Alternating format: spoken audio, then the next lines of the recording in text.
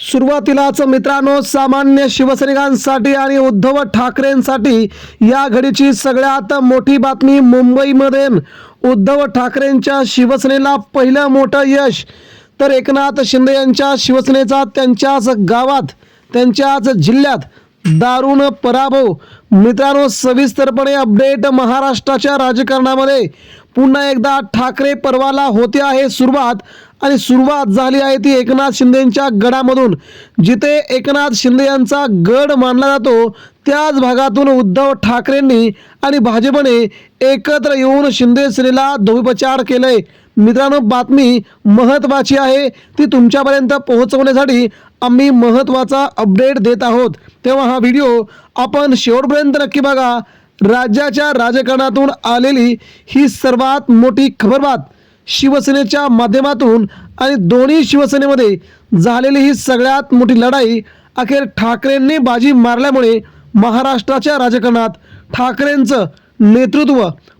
मित्रांनो, ही महाराष्ट्राच्या राजकारणातली सगळ्यात मोठी बातमी म्हणावी लागेल, कारण की उद्धव ठाकरे यांच्या शिवसेनेला नमवण्यासाठी, ठाकरेंची शिवसेना संपवण्यासाठी भाजप आणि एकनाथ शिंदेंनी आपली सगळी ताकद पणाला लावली होती. एकनाथ शिंदेंकडे सध्या 60 आमदार आहेत आणि एकनाथ शिंदेंकडे सध्या 13 ते 17 खासदार आहेत.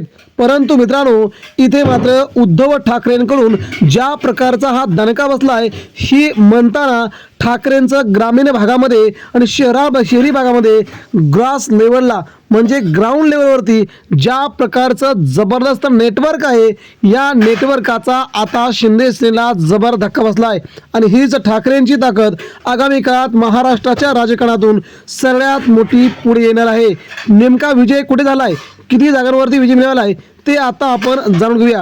मित्रांनो, एकनाथ शिंदे यांच्या शिवसेनेमध्ये सध्या पराभवाला सामोरे जाताना आपण पाहतोय, आणि उद्धव ठाकरेंकडे काही नसताना ठाकरेंची शिवसेना मात्र या ठिकाणी आपला विजय अतिशय मोठ्या प्रमाणामध्ये साजरा करते आहे.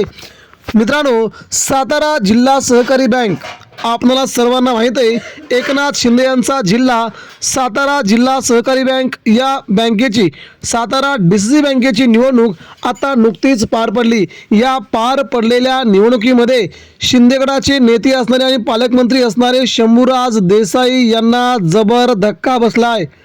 मित्रांनो, उद्धव ठाकरेंशी गद्दारी करून गेलेले शंभूराज देसाई हे अखेर एकनाथ शिंदेंच्या गावातच, एकनाथ शिंदेंच्या जिल्ह्यातच त्यांचा दारुण पराभव झालाय. आणि हा पराभव मात्र शिंदेंना नाकी न आणतोय, कारण की या पराभवाने उद्धव ठाकरेंचं नेतृत्व अतिशय मोठ्या प्रमाणात मोठं झालं दिसतं, आणि इथे एकनाथ शिंदेंच्या नेतृत्वाची कसब जाणवली. परंतु उद्धव ठाकरेंनी आणि भाजपने या ज्या प्रकारे शिंदेंच्या शिवसेनेचा कार्यक्रम केला आहे, तो अगदी वाखाणण्याजोगा आहे. मित्रांनो, भाजप सातारा जिल्ह्यामध्ये एकनाथ शिंदेंना कधीही वाढू देत नाही. मग ती जिल्हा परिषद असो किंवा पंचायत समिती असो किंवा आमदारकी असो किंवा खासदारकी असो, आणि आता सातारा जिल्हा डिस्ट्रिक्ट लेवलची बँक असो, या भागात देखील शिंदे सेनेला जबर धक्क्यावर धक्के देण्यात भाजपला मोठं यश आलंय. या भागामध्ये शिंदे सेनेची सत्ता उलथवून त्या भागामध्ये एकनाथ शिंदेंच्या जवळजवळ 14 उमेदवारांचं या ठिकाणी पराभूत त्यांना करण्यात यश आलंय.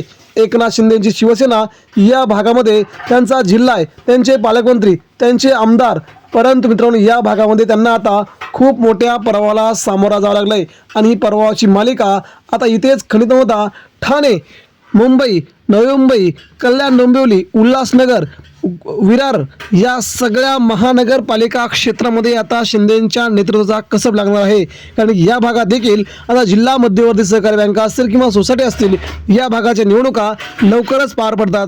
मात्र सध्या ग्रामीण भागामध्ये ठाकरेंचं असलेलं जबरदस्त नेटवर्क हे एकनाथ शिंदेंना मात्र प्रचंडपणे महागात पडताना जाणवत आहे.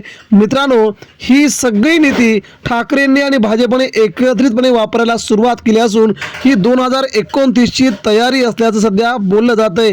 त्यामुळे 2029ला एकनाथ शिंदे भाजपसोबतच राहतील का, हा सगळ्यात मोठा प्रश्न आहे. आणि आता उद्धव ठाकरेंचं नेतृत्व प्रचंड मोठ्या प्रमाणात बहरताना दिसतंय, आणि हीच महाराष्ट्रासाठी, शिवसैनिकांसाठी नक्कीच आनंदाची बातमी म्हणावी लागेल. मित्रांनो, या बातमीकडे आपण पाहताना आपण देखील तशाच प्रकारे पहा की उद्धव ठाकरेंकडे काही नसताना भाजपने एकनाथ शिंदेंच्या शिवसेनेचा जो साताऱ्यामध्ये दारुण पराभव केला आहे तो मात्र त्यांना आगामी काळात खूप महागात पडू शकतो.